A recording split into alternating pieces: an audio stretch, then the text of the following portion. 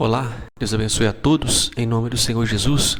Se você tem passado por infortúnios, problemas, tristeza, depressão, desânimo, insônia, feche os seus olhos, una sua fé e conte para o Senhor Jesus o que tem acontecido na sua vida.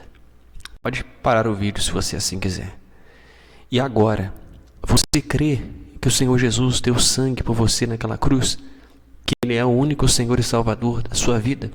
Então, dê uma ordem, diga em nome do Senhor Jesus: todo mal saia dos meus caminhos.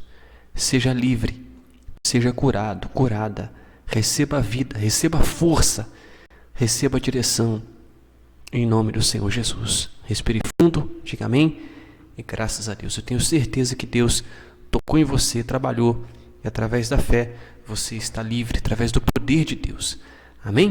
Porque Ele que desperta, que dá a fé, Ele que mostra, o que nós temos que fazer. O mérito é todo do Senhor Jesus.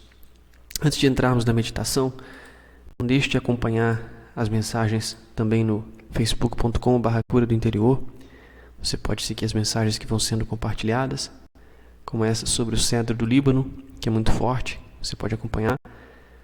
Tem o blog, acuradointerior.blogspot.com, que você pode entrar aqui direto pelo site, curadointerior.org, clicando em blog.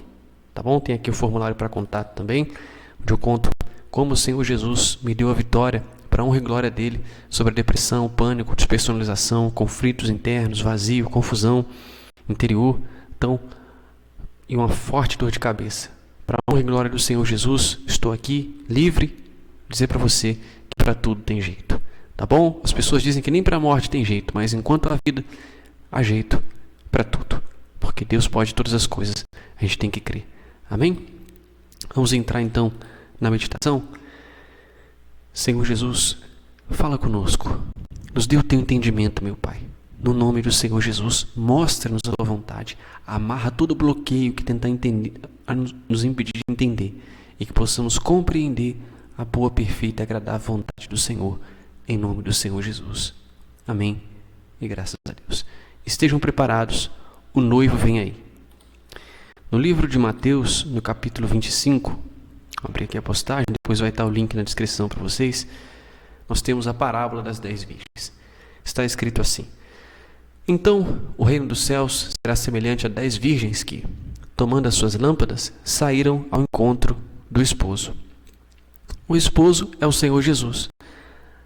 As virgens são as pessoas que, conhecem a palavra, são convidadas, iniciaram sua caminhada na fé, são pessoas que têm o conhecimento da palavra, que estão na igreja, que iniciaram sua caminhada na fé, digamos assim, eu creio. E 5 delas eram prudentes e 5 loucas. E sabe que uma pessoa imprudente, ela não olha a água do carro, não olha se o pneu está cheio ou vazio, ela sai andando e pode causar ali um problema, porque foi imprudente, porque foi também, digamos, negligente, igual aquela pessoa que faz uma ultrapassagem no lugar proibido, sem visibilidade. Ela está sendo imprudente. O prudente é diferente, ele se precaver. Deixa eu ver se o pneu está cheio, não dá para ultrapassar aqui, depois eu ultrapasso. Então é aquela pessoa que age com a inteligência, com prudência.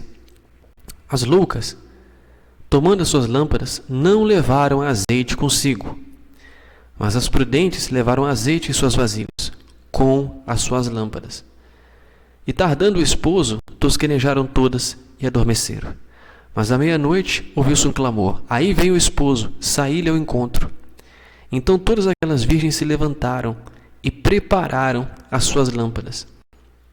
E as loucas disseram às prudentes: dai-nos do vosso azeite, porque as nossas lâmpadas se apagam. Mas as prudentes responderam dizendo: não seja caso que nos falte a nós e a vós, ide antes aos que o vendem e comprai-o para vós. Prudente sendo prudente e imprudente querendo ser imprudente de novo, Porque senão todo mundo ia ficar sem a luz. E tendo elas ido comprá-lo, chegou o esposo, e as que estavam preparadas entraram com ele para as bodas, e fechou-se a porta. E depois chegaram também as outras virgens, as imprudentes, dizendo: Senhor, Senhor, abre-nos. E ele respondendo disse: em verdade vos digo que não vos conheço. Vigiai, pois porque não sabeis nem a hora, o dia e nem a hora em que o Filho do Homem há de vir. Vamos à meditação. Na mensagem anterior, você pode acompanhar também no blog, vou deixar o link, podemos meditar sobre a importância de estar preparados, vigilantes e atentos, pois a volta do Senhor Jesus está muito próxima. Creia você ou não, ela vai acontecer. Na parábola das 10 virgens, o Senhor Jesus utiliza a analogia entre o casamento e a sua volta para buscar a sua noiva, ou seja, a sua igreja, aqueles que realmente creem e confiam nele e priorizam o relacionamento com o Senhor. O Senhor Jesus veio a este mundo como judeu e também como galileu. E o Mestre sempre usou situações com as quais as pessoas estavam acostumadas em seu cotidiano para clarear o entendimento das pessoas. Por isso o rei fez uso das parábolas. E você também deve se lembrar, deve saber, ou se ainda não sabe, os discípulos eram todos galileus. Então há uma analogia entre o casamento galileu e a volta do Senhor Jesus para buscar a igreja. Você vai ver a semelhança, como é similar, como é parecido, como tem características claríssimas que apontam, que comparam, né, que fazem essa analogia entre o casamento galileu e o arrebatamento da igreja. Fique atento para você pegar os detalhes. Então, lembrando que todos os discípulos eram galileus. O Senhor Jesus veio a este mundo como galileu, como judeu. Portanto, o casamento galileu foi usado pelo Senhor para fazer um paralelo entre o casamento galileu e o arrebatamento, a vinda do Senhor Jesus para buscar a sua noiva. Então, com este exemplo, creio que certamente os discípulos compreenderam com muita facilidade o que o Senhor Jesus queria dizer, né? Porque eles estavam acostumados com as cerimônias na Galileia. No casamento galileu eram apresentados os termos do casamento para os noivos. Caso eles concordassem, então depois é entregue um cântaro de vinho ao noivo e ele despeja em um copo para que seja oferecido à noiva, com todo respeito. Então, neste momento, a noiva decide se aceita ou rejeita a proposta de casamento. Ela tem o poder final de decidir nesse momento. Caso ela rejeite o pedido, ela empurra o copo de volta. Caso ela aceite e beba o vinho, então o noivo também bebe, solidificando o pacto e fala publicamente algo profundo como: você fica consagrado a mim pelas leis de Moisés.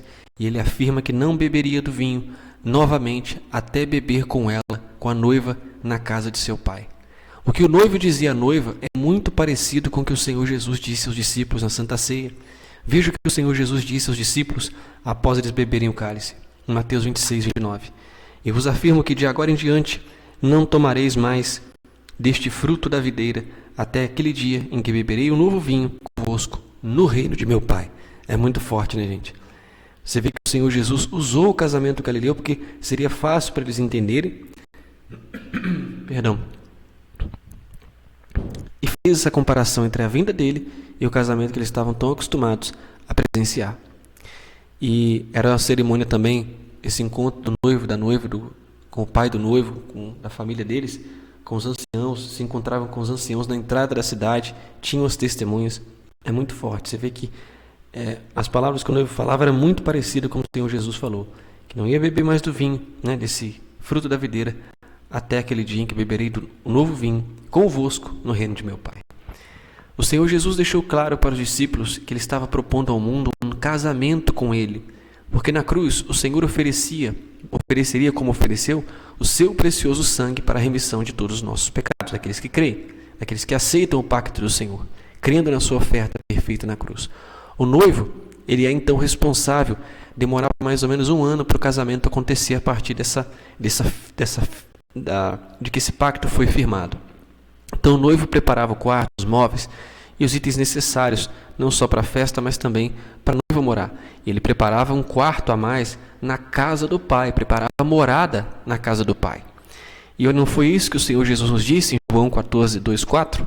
Na casa de meu Pai há muitos aposentos. Se não fosse assim, eu teria dito a vós. Portanto, vou preparar-vos lugar. E quando eu me for e vos tiver preparado um lugar, virei de novo e vos levarei para mim, a fim de que onde eu estiver, estejais vós também. Vós sabeis para onde eu vou e conheceis o caminho. Então, somente os que creem de verdade no Senhor Jesus Cristo como seu único Senhor e Salvador, priorizando o seu relacionamento com o Senhor todos os dias, colocando em primeiro lugar a relação pessoal com o Senhor Jesus, a vontade de Deus, falar com Deus, meditar na palavra, ter vida com Deus, colocar a vontade dele acima das nossas, de tudo e de todos. Os que nasceram de novo e receberam um novo coração, esses é que vão estar com o Senhor Jesus no reino de seu Pai. Não é idêntico ao casamento, pessoal? Não é mais uma semelhança? A noiva precisa estar preparada para o casamento, para o momento que o noivo vai voltar para buscá-la. Ela precisava, durante esse um ano, aproximadamente de preparação, ela precisava preparar o vestido e os itens necessários para o casamento. E naquela época talvez fosse muito difícil conseguir o material para o vestido, sendo necessário aguardar meses para os viajantes passarem, e o mais importante, a noiva tinha que estar sempre pronta e pura para que o noivo a leve para o lugar que ele foi preparar. A noiva não ficava parada, mas ela tinha que estar preparada. Após o noivado, era de aproximadamente um ano, como estamos falando, o período de preparação para a cerimônia acontecer. Todos deveriam estar preparados para o casamento, porém o dia e a hora exatos em que aconteceria o matrimônio, somente o pai do noivo sabia. E não é exatamente o que o Senhor Jesus disse? Entretanto, a respeito daquele dia e hora ninguém sabe, nem os anjos dos céus, nem o Filho, senão exclusivamente o Pai. Mateus 26:39. Mais uma semelhança clara que o Senhor Jesus usou o casamento galileu para comparar o seu retorno ao arrebatamento da igreja. Não é forte, amigos? Pesquisadores descobriram que nos casamentos galileus, geralmente o pai iria dar a ordem ao filho para buscar sua noiva no meio da noite. Mais uma vez, veja a semelhança com a parábola das 10 virgens, quando o Senhor nos ensina que o noivo chegou à meia-noite. E o fato do noivo vir no meio da noite, ou à meia-noite, creio que mostra que o mundo estará dormindo, despreparado para o retorno do Senhor Jesus. Por isso o Senhor nos alerta, estejam preparados, pois como o Senhor nos disse, portanto, ficai igualmente vós alertas, pois o Filho do Homem virá no momento em que menos esperais. Mateus 24:44. Então, a palavra é estar preparado, porque se preparar depois, pode ser tarde demais. Pois a parábola, porque como é que a pessoa vai se preparar se o arrebatamento vai ser um piscar de olhos? E a morte pode acontecer em um piscar de olhos. Então, tem que estar preparado como a noiva e as outras virgens, que eram pessoas que acompanham a noiva no casamento, tinham que estar preparados para entrar na cerimônia. Como é que a noiva vai buscar o vestido no dia da cerimônia, na hora da cerimônia? Já tinha que estar pronto assim que o pai desse a ordem para o filho buscar, que fosse buscá-la. Mas a parábola também nos ensina que, infelizmente, até muitos que creem no Senhor não estarão preparados para o retorno do Senhor Jesus e podem ficar de fora. Exatamente como as 5 virgens loucas, pessoas que creem, conhecem a palavra, que ficaram fora. Devemos tomar muito cuidado com o sono espiritual. Precisamos do azeite nas vasilhas. Precisamos estar em comunhão com o Senhor Jesus todos os dias. Não apenas para ser livres da grande tribulação ou do lago de fogo e enxofre, mas por amor verdadeiro ao Senhor. Porque existe a profecia. Deus nos diz o que vai acontecer e acontece como o Senhor nos falou. A palavra de Deus tem a parte da profecia. Muitos não querem saber do arrebatamento, não querem saber de entender o Apocalipse espiritualmente, não só conhecer a letra, mas a profecia, uma parte da Bíblia é profecia. Deus fala, acontece e a palavra fica provada, é a palavra de Deus. Então, por isso a importância da profecia. Não de fanatismo, exagero, mas no espírito, na fé, procurando a direção de Deus, é importantíssimo entender as profecias. Essa é a prova da palavra de Deus. Se as pessoas ignoram as profecias, ignoram as palavras que Deus disse que iriam acontecer, e corre-se o risco de acontecer ainda mais o esfriamento espiritual. Pois se as pessoas não param para ouvir e compreender as profecias do Senhor, por que irão estar preparadas para a vinda do Senhor? É verdade? Quando o pai do noivo coordena que o filho busque a sua noiva, o jovem pega o chofar, que é um chifre de carneiro, e ele soa como uma trombeta, passando por toda a cidade para acordar a noiva e a sua família, além de todos que estiverem preparados. Era um momento imprevisível, o momento do soar da trombeta. Como, por exemplo, próximo da meia-noite, onde somente os que estavam preparados é que entravam para as bodas. Quando o noivo se aproxima da casa da noiva com todos os que estão o acompanhando, a noiva se encaminha na leiteira e é erguida do chão. Ela é levantada no ar para ir à casa do pai. Esse momento era conhecido pelos antigos galileus como o voar da noiva para a casa do pai. Então, não é parecido, gente, com o arrebatamento? A noiva entra na leiteira e é arrebatada, levantada do chão, como a igreja vai ser. Rapture, né, em inglês, se eu não me engano.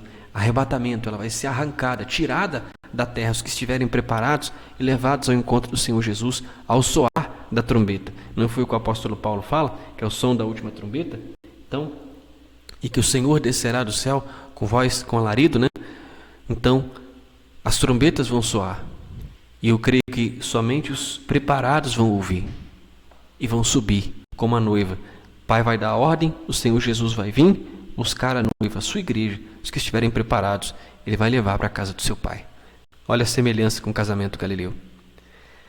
É pela graça de Deus que a noiva sempre viveu e assim será para sempre. Ela estava preparada por consideração, temor e amor ao Senhor. Mas o mérito é do Senhor, único do Senhor. Glorioso, né, pessoal? Fica evidente que esse gesto de levantar a noiva aponta para o arrebatamento. Quando o Senhor Jesus, o noivo, vai levantar, buscar a sua noiva, a sua igreja, aqueles que estiverem preparados para que sejam poupados da ira que será derramada sobre a terra durante os 7 anos da grande tribulação. Percebeu como o Senhor usou a analogia entre o casamento galileu e a sua vinda? Na parábola das 10 virgens, o noivo representa o Senhor Jesus, a noiva a sua igreja, como falamos, ou seja, todos os que foram chamados à salvação, conheceram a verdade, a palavra de Deus e começaram a sua caminhada na fé. E o ponto que devemos estar atentos é: estamos preparados para a vinda do Senhor, que pode ser a qualquer momento? Estamos preparados para a nossa partida desse mundo material, que também pode ser a qualquer momento? Amigos, meditem na parábola das 10 virgens. Metade delas ficaram de fora, porque não estavam se preparando adequadamente, não tinham azeite, ou seja, não tinham relacionamento com o Senhor Jesus como sua maior prioridade, não priorizavam a vontade de Deus. Eram pessoas dispersas, que talvez colocaram os cuidados em fazer boas obras, ou os cuidados com esta vida, acima da sua vida com Deus. E a vida com Deus não é apenas ir à igreja. Deus te deu a responsabilidade, diga-se de passagem, que você confira se você está numa igreja que está de acordo com a palavra de Deus ou não. Não é apenas devolver o dízimo, que já pertence a Deus, pois toda a terra pertence, fazer boas obras e caridades. A vida com Deus não pode se resumir ao que fazemos. Elas eram virgens, ou seja, puras também. Mas a mente, o coração e as intenções estavam completamente distantes do Senhor Jesus. Elas não estavam dando valor ao seu relacionamento com Deus como deveriam. Estavam desatentas. E quando o noivo chegou, mesmo sendo virgens, ficaram de fora, porque sabiam que deveriam se preparar, mas foram negligentes. E não podemos cair no mesmo erro das 5 virgens nécias, imprudentes, loucas. O tempo para estar preparado para a vinda do Senhor Jesus ou da nossa ida para a eternidade é agora. Depois ou daqui a pouco pode ser tarde demais. Aproveite a oportunidade que o Senhor Jesus está lhe dando hoje. Peça perdão pelos seus pecados. Se estava vivendo um relacionamento frio com Deus, mude essa situação agora. Invista no seu relacionamento, na intimidade, na comunhão com o Senhor Jesus todos os dias. Faça dele o seu melhor amigo. Medite em sua palavra. Pare para ouvir a doce voz do Senhor e converse com Ele sobre tudo. Seu dia, o que passou, o que sentiu, o que espera. Enfim, entregue seu livre-arbítrio e o controle da sua cabeça nas mãos do Senhor Jesus. Submeta a sua vontade à vontade de Deus. Creia única e exclusivamente no Senhor Jesus Cristo como seu único Senhor e Salvador. Crendo que pelo sangue que Ele derramou na cruz, em seu lugar, em nosso lugar, nos tornamos lavados diante do Altíssimo. Esteja preparado agora. Que Deus os abençoe e que seus olhos sejam abertos à única verdade absoluta, que é o Senhor Jesus Cristo. E se você foi tocado e quer entregar a sua vida agora ao Senhor Jesus Cristo, você quer estar preparado para a vinda dEle, para o retorno dEle, você não quer ficar nesse mundo para sofrer os danos, a ira que vai ser derramada, que vão ser coisas terríveis que vão acontecer durante a grande tribulação. Você não quer perder sua salvação, ir para o inferno, para o lago de fogo e enxofre, não apenas para não ir para o inferno, mas você quer se apegar, se voltar ao Senhor Jesus de todo o seu coração, fazer a melhor escolha que você poderia fazer em toda a sua vida. Então vá a um lugar reservado e diga que você crê no Senhor Jesus a partir de agora como seu único Senhor e Salvador. Você entrega o seu livre-arbítrio, o controle da sua cabeça, você submete à vontade dEle. Peça perdão pelos seus pecados. Declare que você crê que Ele morreu, ressuscitou por você na cruz, pagou o preço pelos seus pecados. Não importa o que você fez até aqui, se você usou droga, traficou, matou, roubou, importa daqui em diante quem você vai ser. É o que Deus quer saber. O Senhor Jesus te ama, Ele deu sangue por você, e Ele lava os seus pecados, Ele limpa você. Receba a paz, receba a presença de Deus, o Espírito Santo. Se você decide que Deus vai controlar, ser o primeiro na sua cabeça, então receba o Espírito Santo agora. Se você quer Deus de fato e de verdade, quer conhecer o Altíssimo, então seja cheio do Espírito Santo. Receba um novo coração, uma nova mente, e que a partir de hoje a sua vida nunca mais seja a mesma. Louve e adore o nome do único e verdadeiro Deus vivo, que é o Senhor Jesus Cristo. E se você crê, diga amém e graças a Deus. Se quiser continuar buscando, continue. Vá adorando a Deus, vá buscando. Todos os dias separe um minuto para falar com Deus. Pede para Ele falar com você, deixe sua mente se acalmar, se concentre, ouça a voz de Deus, medite na palavra de Deus, amém? Busque ser quem Deus quer que você seja, ter um relacionamento, uma comunhão com Ele, não é religião, é um relacionamento, amém? Louve o nome do Senhor Jesus e a partir de hoje a sua vida nunca mais será a mesma. Desenvolva o seu relacionamento com Deus nos endereços que eu vou deixar na descrição do vídeo, que assim como tem me ajudado, vão te ajudar também. Se batize nas águas, o Senhor Jesus disse, quem crê e for batizado será salvo, quem não crê será condenado, ou já está condenado, se não me engano. Então entregue de verdade a sua vida ao Senhor Jesus e se mantenha na fé todos os dias. E nesse endereço que eu vou deixar na descrição, você pode também se batizar nas águas, tá bom? Você vai encontrar um apoio que Deus vai estar usando pessoas para te ajudar na sua comunhão com Deus. Esteja preparado, o noivo vem aí. Deus abençoe sua semana, em nome do Senhor Jesus.